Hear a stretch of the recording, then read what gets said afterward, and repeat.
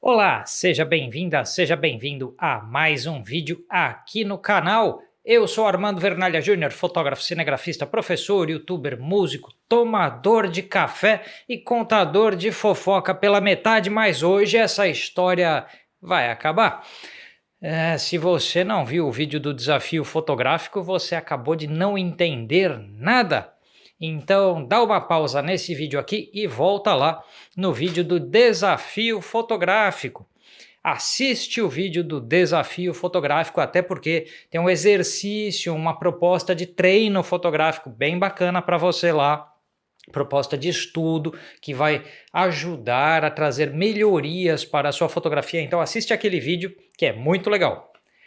Assistiu aquele vídeo? Aí tem um segundo vídeo onde eu contei algumas dificuldades que eu tive, alguns perrengues, alguns momentos abaixo do ideal durante a gravação daquele vídeo do desafio, ou seja, no dia em que eu fui para fazer as fotos do meu desafio e eu pretendia fazer uma gravação no mesmo dia, quais dificuldades e problemas aconteceram? E agora, para fechar a trilogia, vamos resolver a fofoca, o dilema, porque eu disse que eu ia contar para vocês a história do desafio fotográfico mais difícil que eu conheço.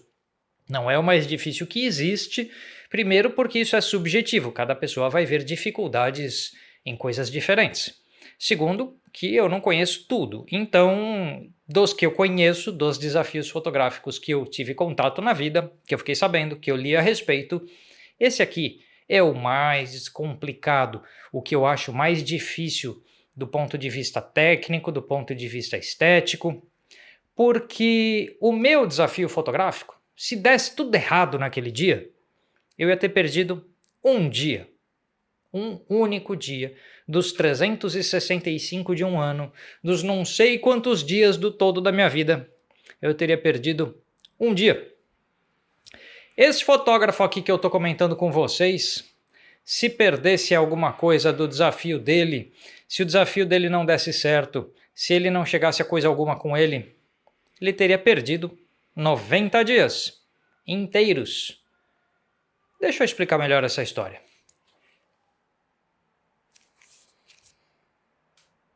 Esse frame aqui vai ser o thumbnail do vídeo. Mas estamos falando de um fotógrafo estadunidense, norte-americano, enfim, um sujeito lá dos Estados Unidos da América chamado Jim Brandenburg, que veio a publicar este livro chamado Chased by Light, e esta aqui é a edição revisitada, porque ele foi de novo a alguns dos lugares que ele clicou. E aqui diz, uma aventura, uma viagem de 90 dias. Vamos contextualizar melhor para que vocês entendam o que é isso aí. Eu vou mostrar algumas imagens desse livro e tal. Vamos por partes.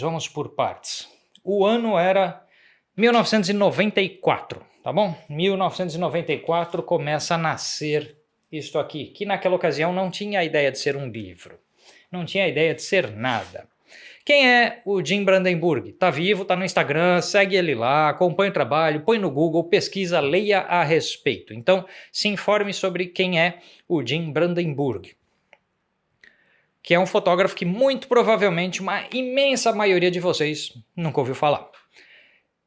Para a geração que estava se formando fotógrafo lá no miolo dos anos 90 do século passado e que consumia revistas como uma revista chamada Outdoor Photographer, trombava com o trabalho dele algumas vezes, dele e de outros nomes da fotografia, ele, o Galen Howell, o Franz Lantin, entre outros fotógrafos, aqui no Brasil o Araquém Alcântara.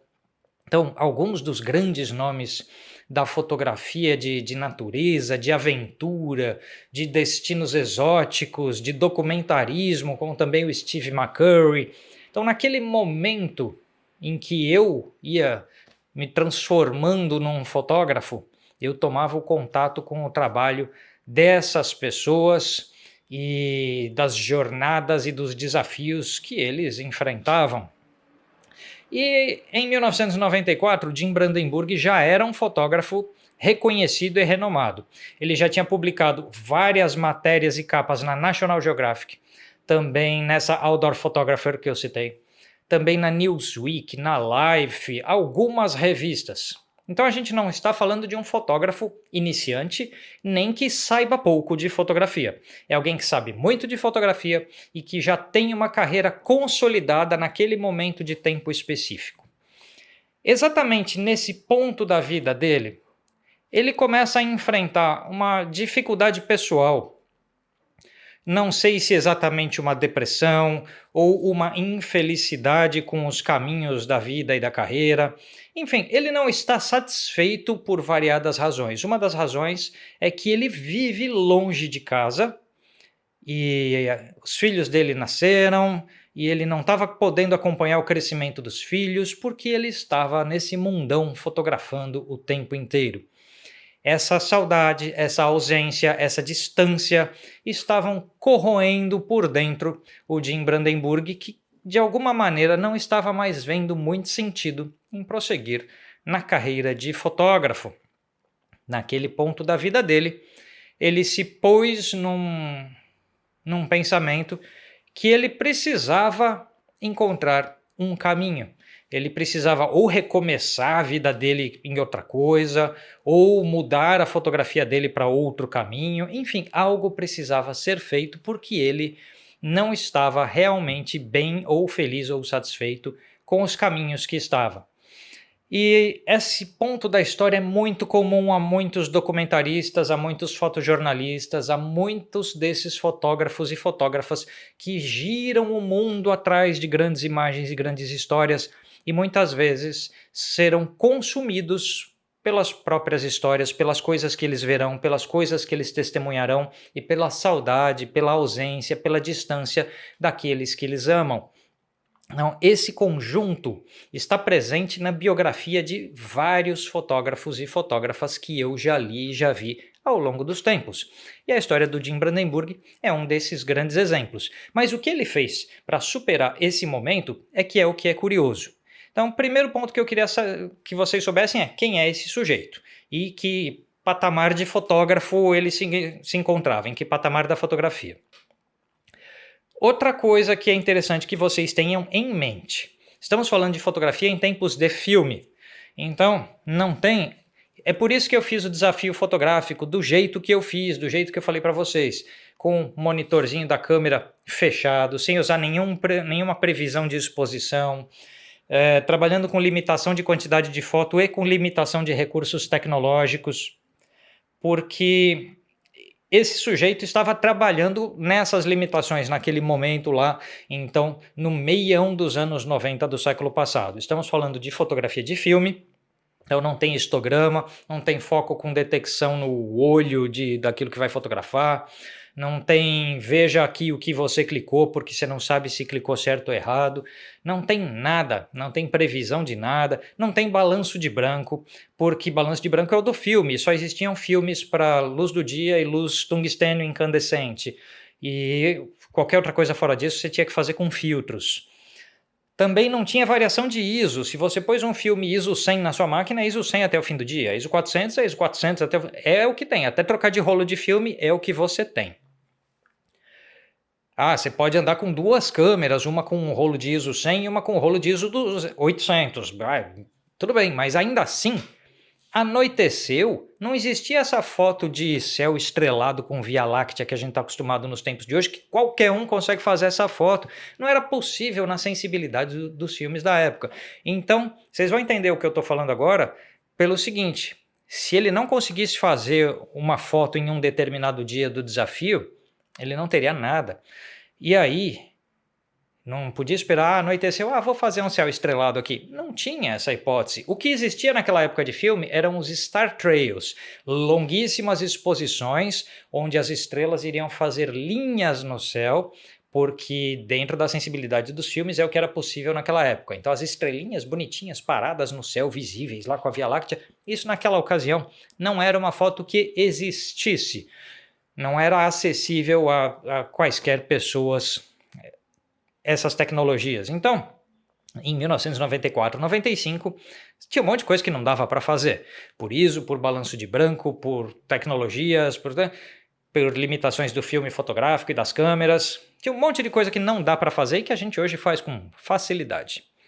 Então, saibam quem era o sujeito e saibam em que momento de tempo estamos falando e que dificuldades vão ser enfrentadas.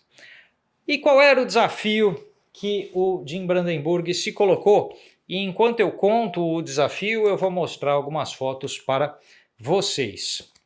Então, o que acontece? Ele iria para um determinado local dos Estados Unidos, que era uma região que ele conhecia razoavelmente bem, então não era um local estranho para ele, era a terra, a região onde ele nasceu e andou por muito tempo, então ele conhecia bem aquela área. E ali ele decidiu que ia ficar por 90 dias fazendo uma única foto por dia. Veja bem, são 90 cliques, são 90 fotos. Não é clico um rolo inteiro de filme para escolher uma daquele dia. Não é clico 10 fotos para saber qual deu certo. Eu vou acionar o obturador da câmera uma única vez dentro das 24 horas de um dia. E aí nas 24 horas do dia seguinte, uma única vez, e depois uma única vez, e depois uma única vez ao longo de 90 dias que iam do outono ao inverno, clicando as diferenças da vida selvagem e da natureza de um determinado local por 90 dias. Aí, gente, vocês viram já algumas das fotos que eu coloquei para vocês enquanto contava. Imagina assim, você não é um fotógrafo qualquer, você é um fotógrafo com os critérios de quem já publicou National Geographic, Life, Outdoor Photographer e assim por diante. Então você é um fotógrafo com critérios altos, com critérios difíceis, com critérios elevados de trabalho. Por outro lado, você é um fotógrafo que está acostumado com uma realidade de trabalho que é, se eu precisar gastar 30 rolos de filme num dia só de fotografia lá na National Geographic, eu gasto 30 rolos de filme até conseguir o que eu preciso. Essas revistas trabalhavam com essa lógica. Quantos rolos de filme o fotógrafo precisar para compor uma matéria, quantos ele vai clicar. Não tem limite, não tem problema. Pode torrar filme à vontade, desde que faça o máximo e o melhor. E aí aquela matéria que vai ser publicada na revista era o melhor do melhor do melhor que um sujeito produziu. Então você é um cara com critério alto, acostumado a ter os recursos para atingir este critério, e você vai se dar uma única foto, um único disparo, um único clique por dia. Errou? Errou. Vai ter uma foto errada. Perdeu o dia? Perdeu o dia, ficou com uma a menos. Anoiteceu e você não conseguiu o seu clique do dia? Tá bom, você tem 89 e não 90, você fracassou. Ai, nossa, que dramático, fracassou. É assim que ele se pôs no desafio. É assim que ele determinou as próprias regras. Desafios fotográficos têm regras completamente arbitrárias. E é assim que deve ser, porque nessas regras arbitrárias a gente atinge as nossas fraquezas. Eu falei isso no vídeo do desafio. E aí, só colocando algumas coisas, né? O tipo de fotografia que saiu desse desafio, essa foto aqui já estava anoitecendo, já estava acabando o dia. E você pensa que é um pôr do sol que atingiu aqui essa pequena cachoeirinha? Não.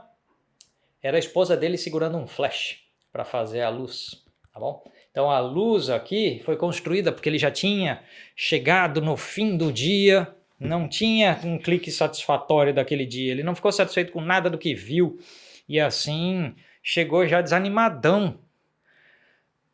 Chamou a esposa porque esse projeto também ele pôde se aproximar da família, que era um dos motivos da tristeza dele, da insatisfação. E ele pôde, então a esposa e os filhos estavam próximos, né? Eles montaram um acampamento ali no local, todo mundo junto. Então ele teve essa proximidade, ele chamou a esposa e ela ajudou segurando um flash. Ele acabou construindo uma fotografia de estúdio, de certa forma, dessa cachoeira, porque ele construiu essa luz. E aí você pode se perguntar assim, o que ele ia fazer com esses 90 cliques? Absolutamente nada. Ele esperava apenas obter uma resposta. Ele esperava fotografar para ele mesmo, enfrentando as dificuldades que ele pôs para si próprio, tendo 90 dias de uma melhor convivência com a família, para que ele esperava que ao final disso ele tivesse uma resposta. O que fazer dali para frente com a própria vida. Esse desafio foi terminado. Ao fim do desafio, ele tinha algumas conclusões pessoais sobre descobertas dele. Ele revelou as fotos, ele olhou para elas, ele achou muitas delas interessantes, as 90, e guardou numa gaveta e esperou ser chamado para a próxima reportagem da próxima revista, porque ele decidiu continuar na carreira, mas decidiu que ele precisava ser relevante, de certa forma, naquele local. Ou seja, que ele precisava construir o documento fotográfico dele no entorno do seu local de nascimento, da terra da sua infância, porque ele ia tanto para mundos distantes, né? Para locais, países, culturas distantes, e ele se entendeu, de certa forma, que talvez ele estivesse em dívida com aquele local onde tudo começou para ele, e que ele poderia fazer coisas incríveis ali. Essa autodescoberta de, poxa, eu tinha tudo no quintal de casa e eu fui buscar do outro lado do mundo, mas eu tinha tudo aqui. É uma descoberta importante que ele faz sobre si próprio. Ele decide então que ele precisa ter mais tempo com a família, ver os filhos crescendo, então ele vai fotografar mais perto de casa. Ele vai fotografar mais, não só no seu país, mas dentro do seu estado, da sua cidade, e assim construir mais proximamente das suas próprias raízes o que ele quis. E esse trabalho foi para dentro de uma gaveta. E aí você pensa, mas como é que isso virou livro? Bom, uma vez, 2 ou 3 anos depois, ele foi chamado para um trabalho na National Geographic. E ele estava conversando com o editor da National e ele contou o que fez. E aí o editor falou, mas você... Eu vou colocar mais algumas fotos enquanto eu conto essa parte. Mas você fez quantos rolos de filme? Não, é isso aí, tipo 2,5. Rolos de 36 poses, né? Então você tem 72 fotos para 2 rolos de filme e o terceiro você não completa para chegar nas 90. Como assim 90? Mas por quê? Ah, porque eu quis. Mas isso é muito difícil. Eu posso ver as fotos? Pode. E ele mostrou os 90 cliques para o editor da National e o editor da National falou, a gente tem que publicar isso. E eu sei disso tudo porque tem um documentário contando a história. No próprio livro tem um monte de coisa a respeito, tem muita informação. E eu, na época, eu vi a publicação original da National Geographic naquela ocasião, que se eu não me engano é em 1997. E assim, o cara da National Geographic fala uma coisa interessante, que é, nunca na história da revista eles publicaram uma matéria com tantas fotos, porque eram 90, e eles precisavam publicar todas. E nunca na história da revista eles tinham gastado tão pouco filme numa matéria qualquer que fosse da revista. Então os 90 cliques, um dia depois do outro, um clique depois do outro, numa jornada absolutamente pessoal, onde você tem um critério elevadíssimo de qualidade, uma dificuldade de realização também elevada, e esse é um grande lance do desafio fotográfico, é você desafiar você.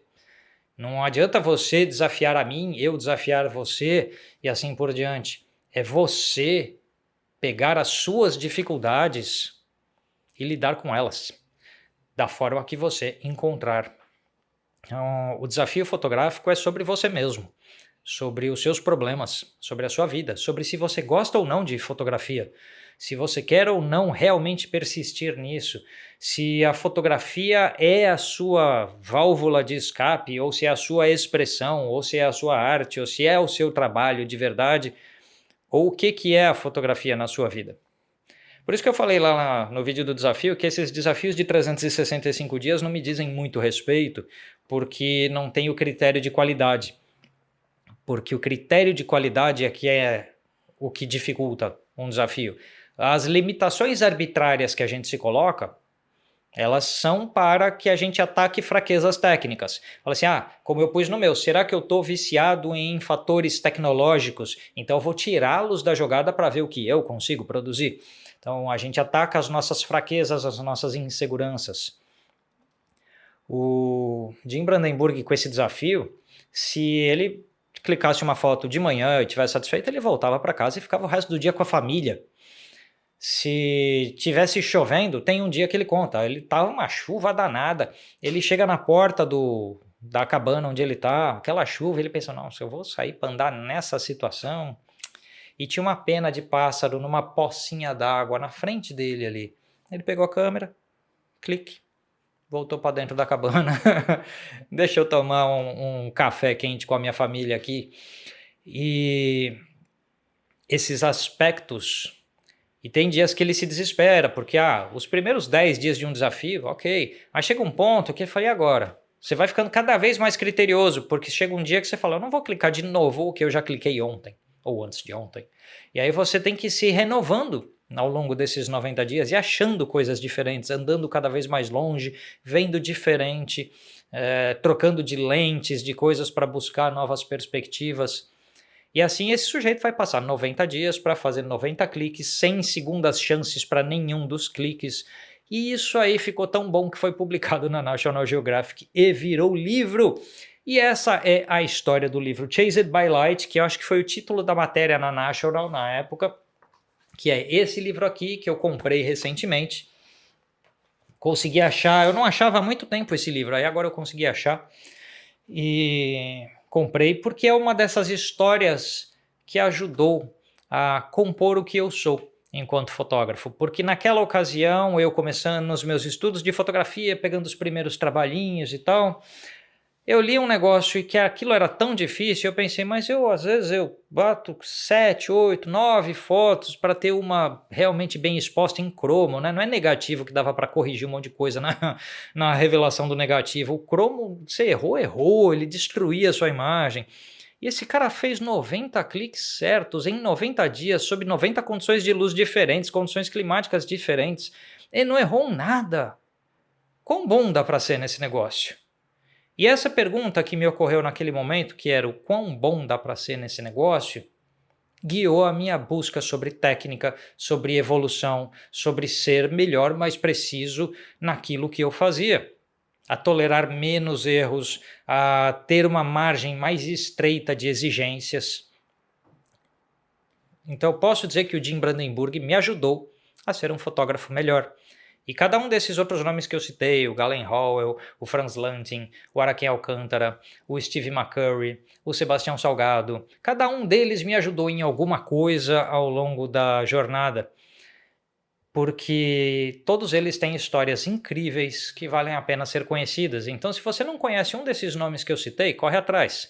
Se você não conhece aí a história do Jim Brandenburg e do livro Chased by Light, ele publicou mas não sei quantos livros depois desse, já tinha publicado antes. Ele tem uma galeria lá no local, onde ele, naquela região onde ele fez as fotos, e vende as fotos dele lá. Então, corre atrás, tá? Leia mais, estude mais o trabalho dos grandes, pesquise o trabalho de quem é realmente referência. Não é só porque alguém tem, olha, esse aqui tem 10 mil seguidores no Instagram, aquele tem 50 mil, e daí? O Jim Brandenburg não tem muitos seguidores no Instagram. E o que ele fez, eu não conheço muita gente que seria capaz de ter feito. Gostaram da história, gente? Coloca aí nos comentários o que vocês acharam. Comentem aí histórias que vocês conhecem que são inspiradoras, interessantes, legais de compartilhar. Escreve aí, né? Senta o dedo nesses comentários aí, coloca tudo, curte o vídeo, compartilha. Gostou? Junte-se ao Apoia-se, seja membro aqui do canal. Compre os meus cursos de fotografia, onde eu divido um tanto do que eu sei sobre técnica fotográfica com vocês. Então tem curso de flash, curso de fotometria, curso de composição, curso de focalização com R7, com a Canon EOS R7, curso de preto e branco, fotografia urbana noturna, acho que é isso, não sei se eu esqueci de algum, mas tem um monte de curso lá, dá uma olhada no meu site que tem tudo, junte-se ao Apoia-se, seja membro aqui do canal, manda um valeu demais se gostou desse vídeo e a gente se vê numa próxima, até mais!